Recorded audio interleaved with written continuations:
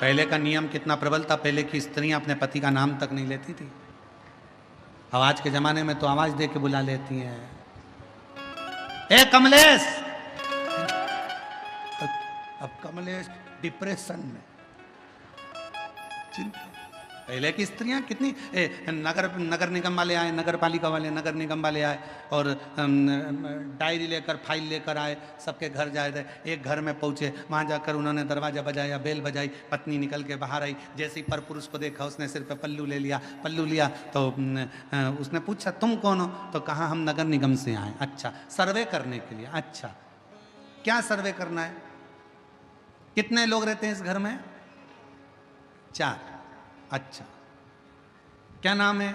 मेरा नाम संगीता, बेटे का नाम रामू, लड़की का नाम बिमला। अच्छा, पति का नाम? पति का नाम क्या लगा? पति का नाम? इतने में उसने कहा नहीं, हम हमारे यहाँ पति का नाम नहीं लेते। तो हम डबल से सर्वे करने थोड़ी ना आएंगे, हमारे पास इतना टाइम नहीं है, मैं रजिस्टर में चलाना। पति का नाम बोलो। अरे पति का नाम बोलो। फिर उसने पल्लू, अरे नाम तो बताना पड़ता। तुम्हारा पड़ोसी है क्या? ताला लगा है उसके घर में, उधर वाला वो भी ताला लगा। तुम्हारे पति का नाम कौन बताए?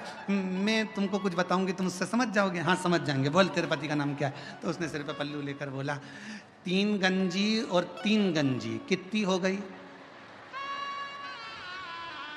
जम के तो बोलो, कितनी गंजी होगी? 6 गंजी।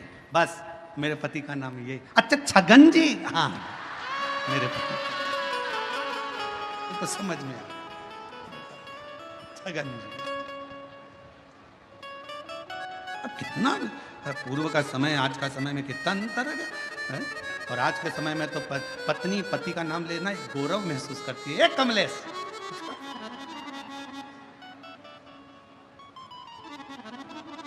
पहले के समय में बहू को अगर अपने पति से कुछ कहना होता था ना, तो डायरेक्ट नहीं कहती थी, पहले सास से कहती थी, सास ससुर से कहती थी, ससुर अपने बेटे से कहता था। आज के ज़माने में तो बहू को कुछ भी कहना है, भरी सभा में लोग बैठे हैं और पति को कुछ भी कहना है, इशारे में आ जाए तो ठीक है, नहीं तो बाजू में जाके कोनी मार के चलो वो जाए।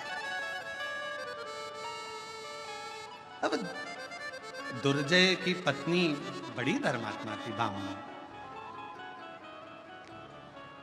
दुर्जय मृगा करने के लिए गया, यमुना जी के तट पर, कालिंदी नदी के तट पर पहुंचा।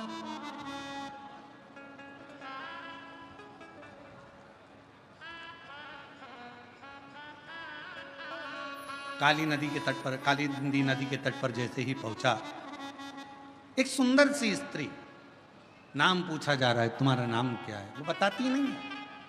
कहां से तुम आई हो? वो भी नहीं बोली, वो भी नहीं। तुम कहां से आई हो, कौन हो? कोई जवाब नहीं। फिर कहा, आखिरी में फिर पूछा कि तुम्हारा नाम क्या है? तो कहा मेरा नाम उर्वशी, अप्सरा। मैं उर्वशी हूं, अप्सरा हूं, देवलोक में रहती हूं, अप्सरा लोक में रहती हूं, यहां आई हूं। ठीक है, बड़ी सुंदर हो आप। सुंदरता का बखान करते करते दोनों में स्नेह बढ़ गया। दुर्जय, भामनी का पति, वहीं पर रह गए।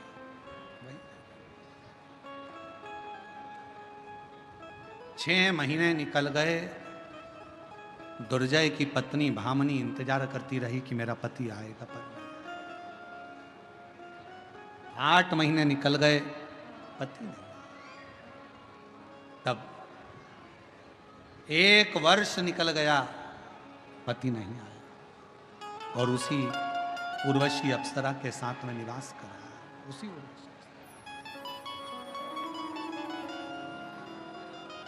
वही निवास कर रहा है। एक दिन भामनी के मन में, जरा ध्यान देना, बेलपत्र शिव पुराण की कथा चल रही है, बहुत सावधानी से सुनिएगा।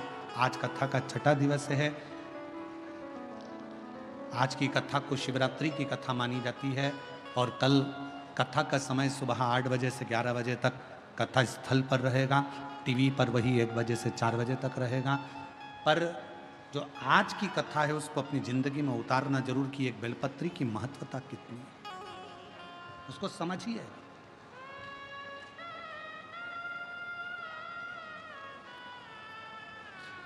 भामनी ने विचार करा कि मेरा पति नहीं है, राज्य को चला रही है भामनी, प्रजा को संभाल रही है भामनी, अपने राज्य को देख रही है भामनी, पूरी प्रजा को संभालने का काम कर रही है भामनी। और धर्म पत्नी का सबसे बड़ा एक धर्म और है, धर्म पत्नी का सबसे बड़ा धर्म यह है कि पति के पथ पर पति चल रहा है उसको बल प्रदान करना।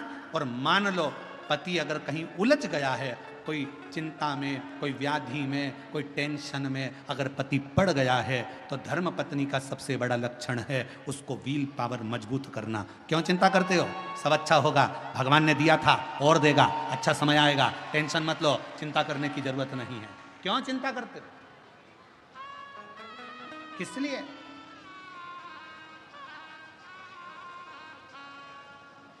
पति अगर कहीं उलझ रहा है, पति अगर कोई चिंता में पड़ रहा है, पति अगर कोई टेंशन में पड़ रहा है, तो धर्म पत्नी एक ऐसी होना चाहिए कि वो अपनी धर्म पत्नी अपने पति से कह दे तुम्हें चिंता करने की जरूरत नहीं है, सब हो जाएगा,